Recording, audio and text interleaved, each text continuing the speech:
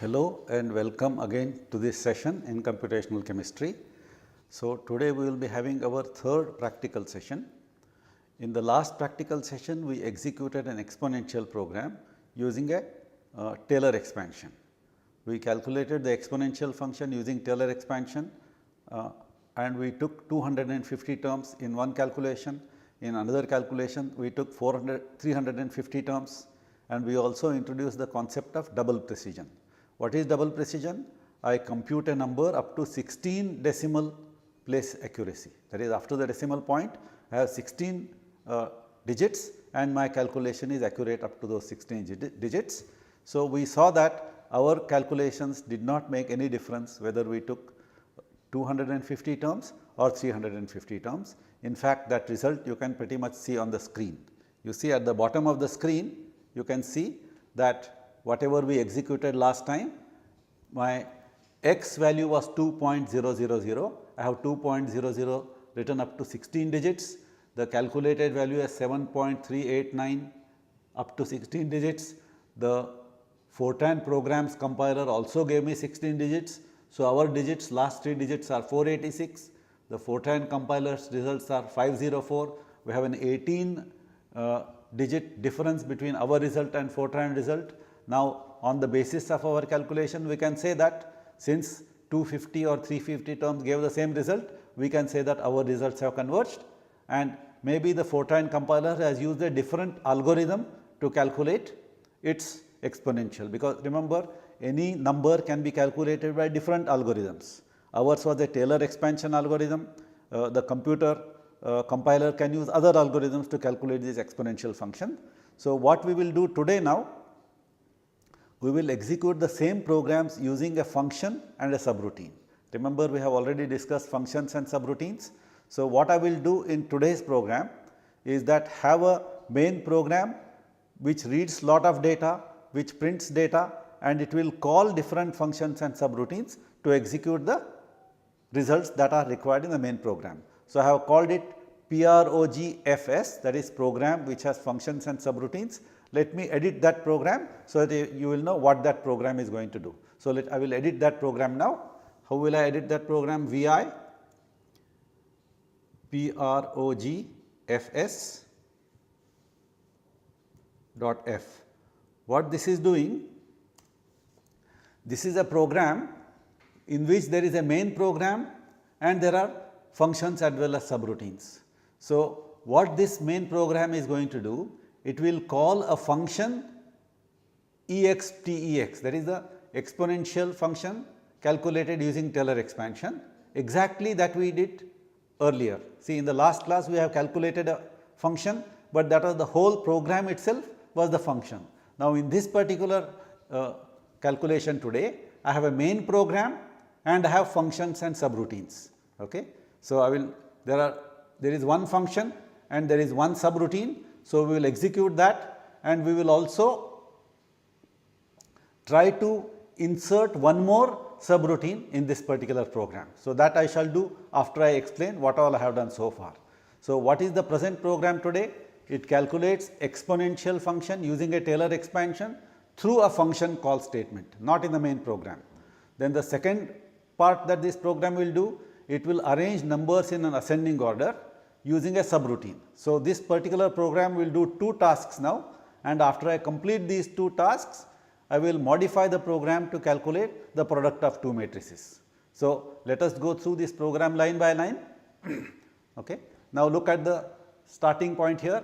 Now, I have called the first line program main. Okay.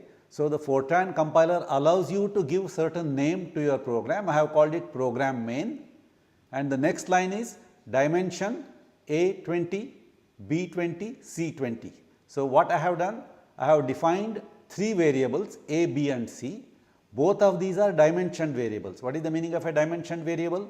That is, A takes 20 values. What are those 20 values? A1, A2, A3 up to A20. B also takes 20 values, C also takes 20 values. So, Fortran compiler distinguishes between dimension variables and normal variables like x, y, z. When you do not say anything, the value x will take only one value, but when you say A into bracket 20 bracket complete, So, this variable A takes 20 values. So, this is a dimension of 20, it is a single dimension. You could have double dimensions also, like suppose I have A 20 comma 20. So, that will be a matrix. So, this is just an array, this is a vector, okay? A vector with 20 components. Just as scalars and vectors are different, dimension variables and undimensioned variables are different. So, in a computer your vector can have any number of dimensions. So, I have declared my dimensions A, B, C. Next what I do, I input the value of x whose exponential will be calculated exactly as the previous program. So, once this line is executed, it will ask you to type x, read star comma star x, that means value of x will be read from the screen. So, what is the next line? Y is equal to x t e x. Okay. So, this y is equal to x t e x, it says that I have a function x t e and that function will be calculated and that value will be given in the variable y. The moment I say y equal to x t e x, the control of the program goes to this Fortran function. So, remember, once I type y is equal to x t e x, the control goes to function x t e x. Now, this x t e x is exactly the program which we wrote last time. So, what I did here, I copied the same function program into this program. I added this function x t e x, whatever read statements I had here. Remember, I had read statement. Let me go up and show you. So, this statement write input value of x, this was in the main program. So, I have brought it to main program. Read x, I have brought it to the main program. So, the two input statements I have taken to the main program, then the rest of it is the same. Sum is equal to 1 plus x, term equal to x, denominator equal to 1, do I going from 1 to 250, denominator is equal to denominator plus 1, term is equal to term into x divided by denom. All this part which was there in the main program, now I have brought it into this function value, and in addition to all this there is a last statement expte is equal to sum. So, the name of the function is expte. So, when it calculates all these things, whatever is the name of the function, the calculated value is put into that expte. So, sum is calculated, it is put into expte. So, here this expte is inside the do loop. Remember, there is a do 10 I going from 1 to 250, all these statements are there. This expte is inside this do loop. The correct way really is to put it outside the do loop, because there is no point in defining expte again and again. So, what I shall do now, I shall take this expte outside the do loop. How do I take it outside the do loop? I go to that expte and I want to delete that line. So, how do I delete the line? In VI editor, if you type dd twice, it will delete that line. So, now I am going to type dd twice, that line is gone. So, now I want to insert a line after 10 continue. So, how do I do that? Now, my cursor is at 1. So, with my right arrow, I go all the way up to E. I am in the edit mode. Now, I want to insert something after this line. I just press A. When I press A, I have gone to the right of E, then hit enter. Then again 1, 2, 3, 4, 5, 6. I leave the 6 places.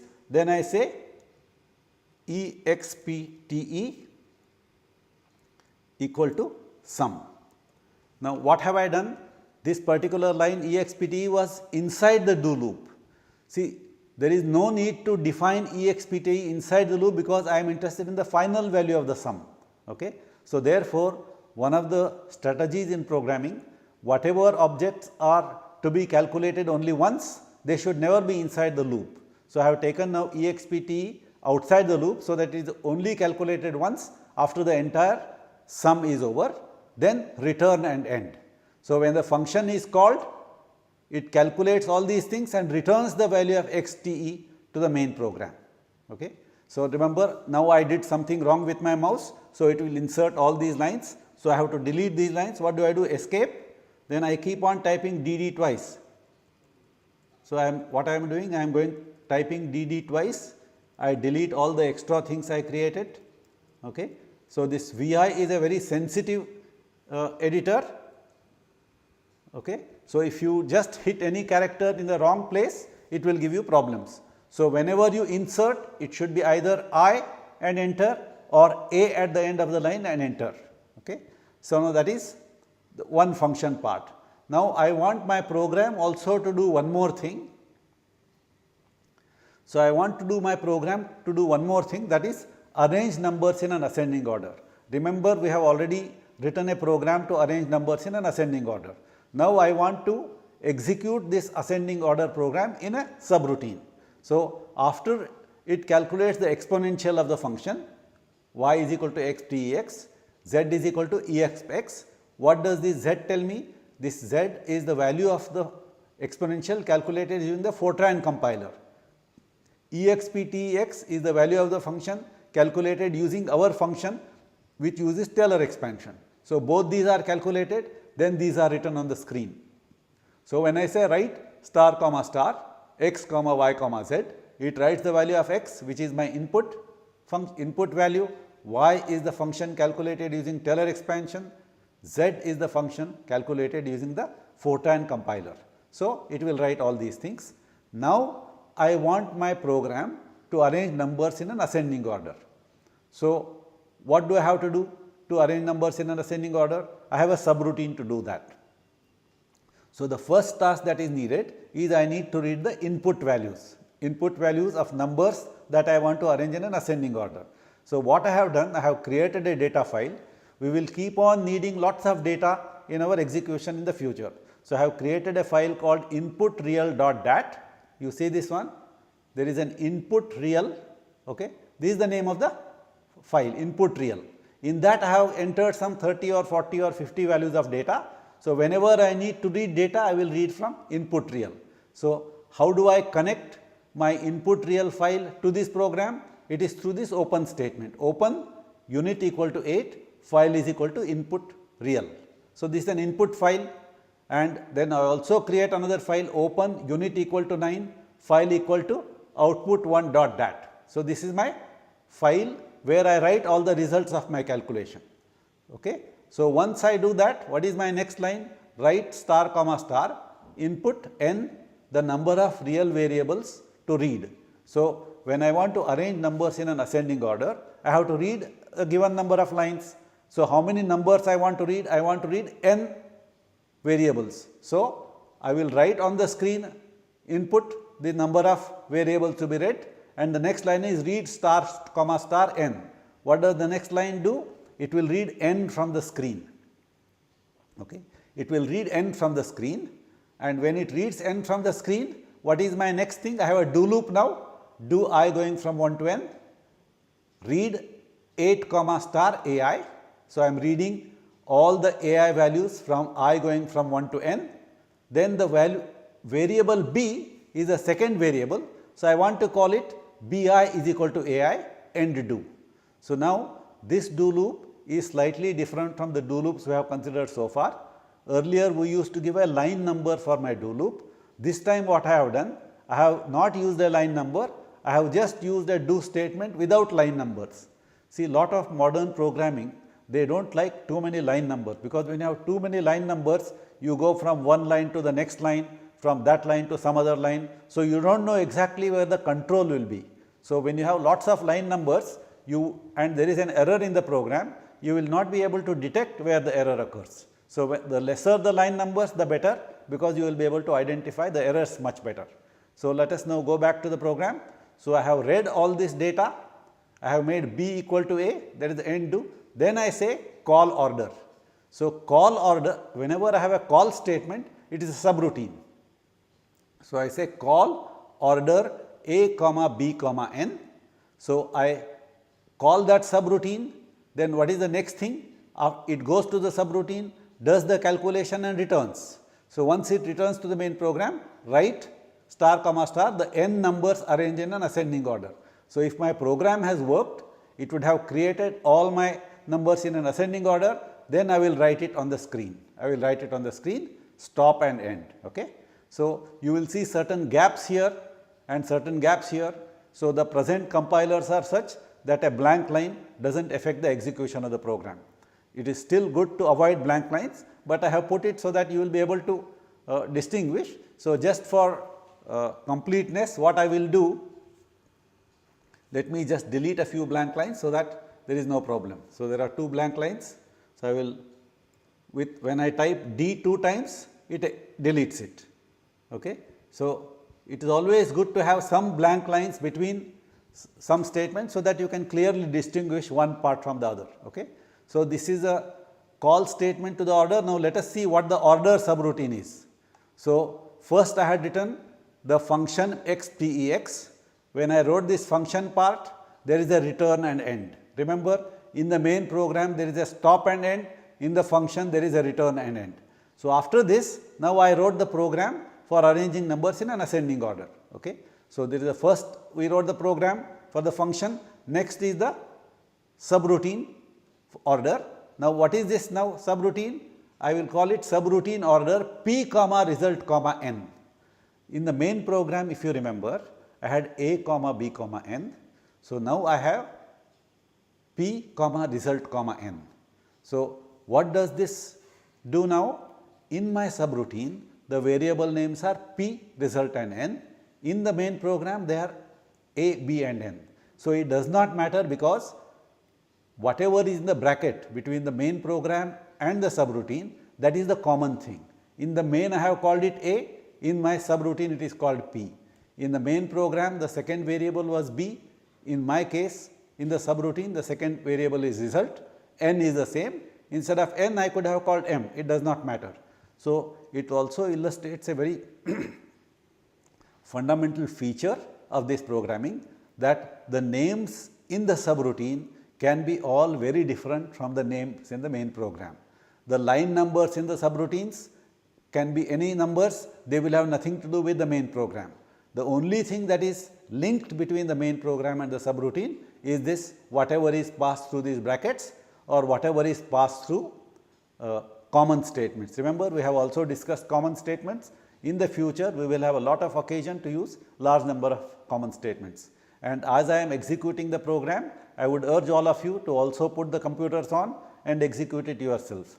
If you come across any difficulties or if you have any questions, you can always mail to us or the TAs here. We have 2 people to help in this course. So, you can, our emails are given in our course introduction. So, you can always contact us for any help you need in the executions, because this is a theory cum practical course and you should execute every program that we are indicating here in our lectures. So, now let us look at the subroutine order.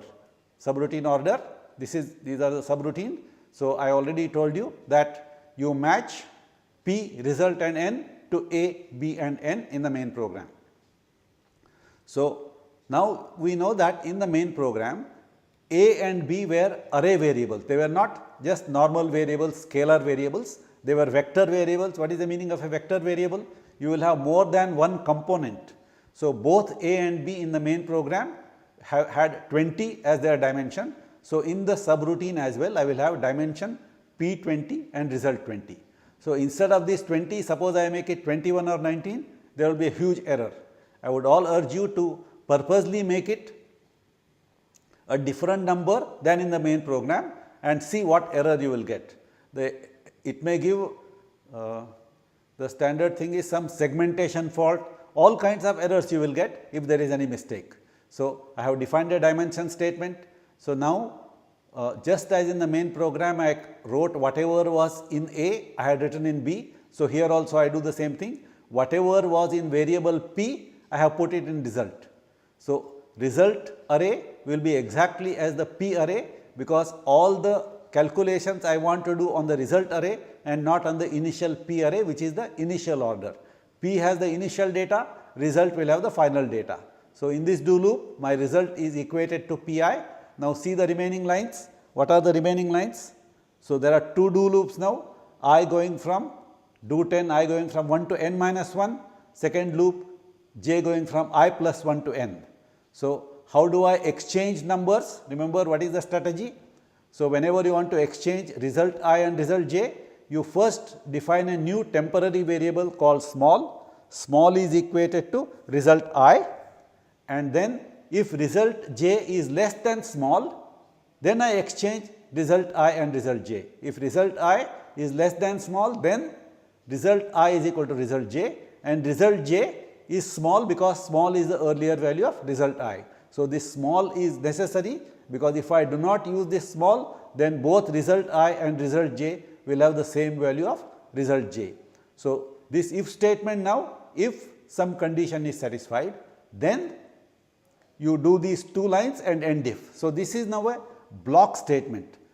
This if statement is a block statement. What is the meaning of that? Whatever is the condition in the if statement, if that is satisfied, all the lines following that if statement up to the end if will be executed.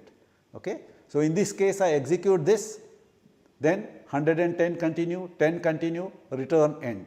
So, this is the end of my subroutine. Remember again, I have a return and end statement. So, I shall now come out of this. How do I come out? Escape, shift colon x. X means it will save the program. Now, I will compile this. What is my present program?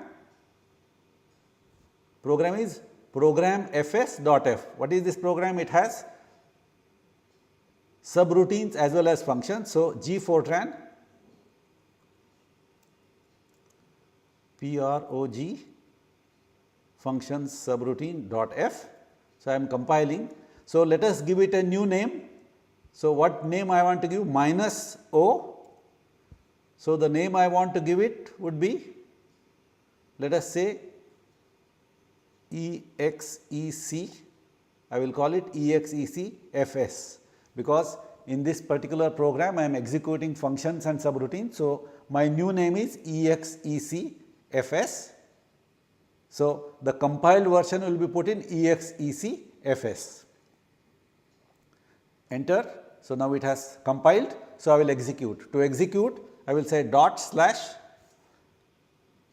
exec fs. So, it will execute this program. So, I enter. So, what is the first thing it asks me? It is asking me the value of x whose exponential it wants to calculate. So, let me now give a large value 6.0. So, 6.0 is the value. So, now just okay. So, I will enter. So, it has given the values now. 6 is the value, 403.42871 is the calculation in single precision now, because we do not have a real star 8 in this program.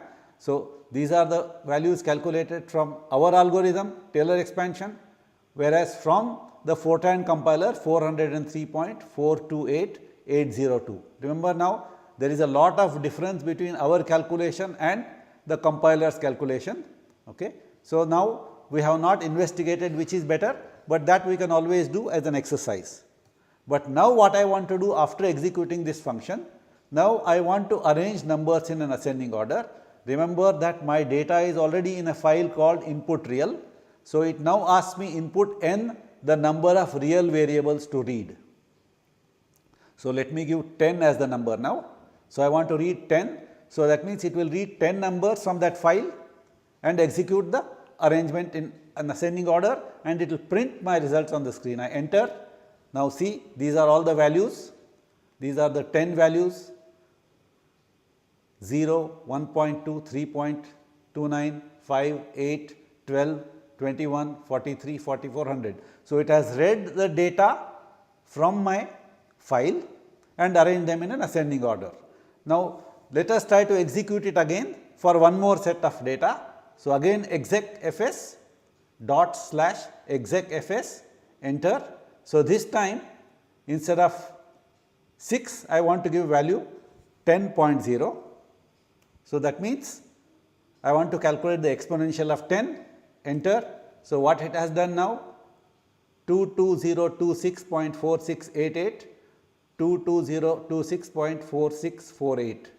So, now the difference now was in the third place after the decimal 464, this is 468. So, this has calculated the exponential of this larger number now. Now, I want to arrange numbers in an ascending order. Last time I used 10 numbers. So, let me use 30 numbers now, because I told you I have a data file with a lots of data. So, I will read 30 real numbers from that file and arrange them in an ascending order, see whether it works. I enter. So, now it is saying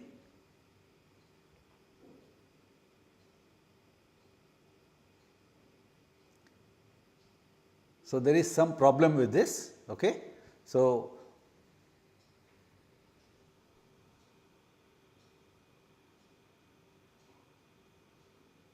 the reason was, so it has a problem of reading 30 numbers. So let us try for some other data. Okay.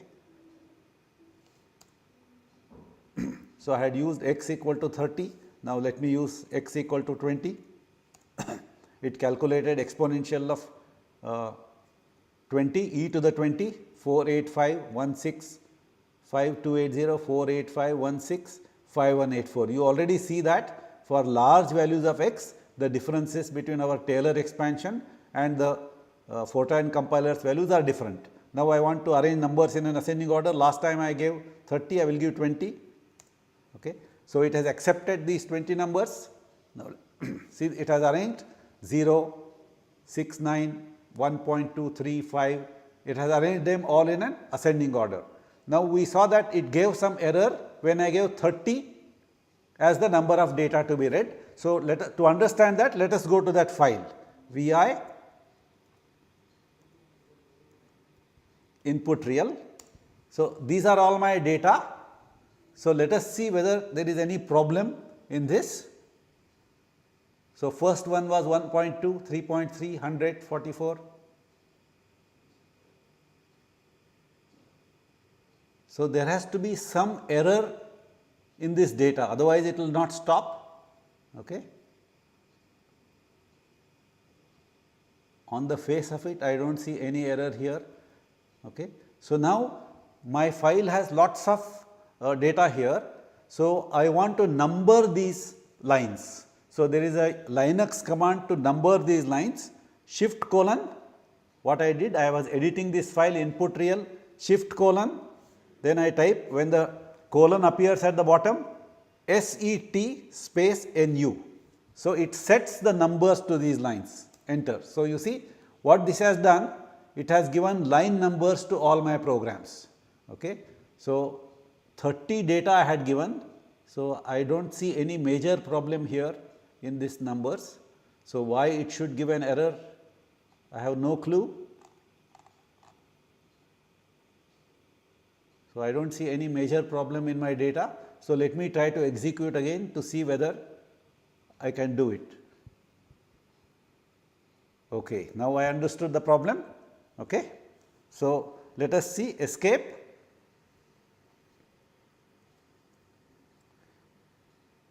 Let me edit that program and that you will know what is the error is. vi progrfs.f. So remember, my array sizes were 20. My array sizes were 20 and I tried to read 30 numbers. So there is no way you can read 30 numbers when the array size is 20. So it tries to read more than what the size can accommodate. It is like if you have 72 seats in a train and you try to occupy 150 people, it cannot accept it. Of course, in our train any number of people will go, that is a different situation. But in a program, if you have 20 spaces in an array, it cannot accommodate 21 or 22, and since I tried to do 30 times, it gave a problem. Okay. So if I want to do this, one way to do would be I change, okay, we will do this. So what I will do, so I will make all my arrays 40.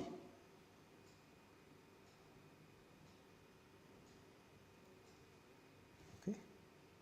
I made them 40 in my main program and I also make them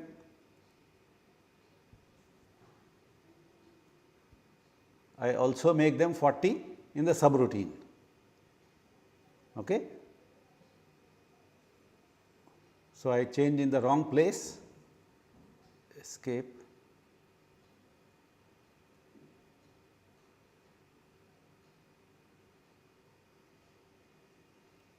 Okay. So dimensions have been changed, and when I executed my program earlier, see this last line 100 continue instead of 100.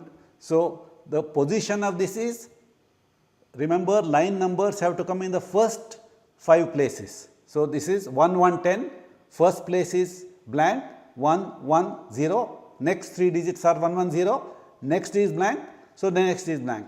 So, instead of giving 1 1 0 in the first 5 places, I had given 1 1 0 in the instead of, so the 0 was in the 6th place.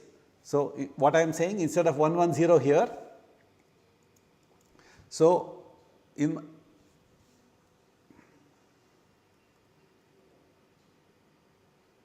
so now see 1 2 3 4 5 6. So, the 0 was in the 6th place and it gave me lots of errors. What are the error I got? It says that end is not found, okay, do loop is not doing properly. So, once you make any mistake somewhere, it can give you error in totally different place. So, make sure that such errors are avoided. So, now I will compile this.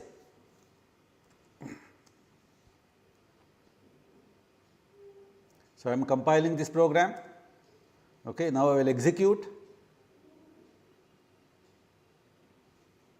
So, I will give 3.0, it calculated the exponential. Now, I shall give 30 as my number, 30 I want to give now. When I enter, you will see it has not given any error and it has arranged those 30 numbers in an ascending order. So, let me conclude what I have done today. I compiled my programs which had both functions and subroutines, and while executing I tried to read more data than what was allowed in a dimension statement, and naturally the program cannot accommodate. So, it gave an error. So, how did we handle that error? We went back to the program, we increased the size of my dimension. When I made dimension 40 in the main program as well as the subroutine, it executed properly. So, we will conclude this lecture today. So, I would urge you to write a matrix multiplication program and include that as a subroutine in your main program and execute it. So, try to do it as an exercise. Next time, if necessary, I will just show you the results of that calculation. So, do practice every program that we have indicated in our lecture series. So, next time I will continue with interpolation and also the program for interpolation. I will conclude at this point. Thank you.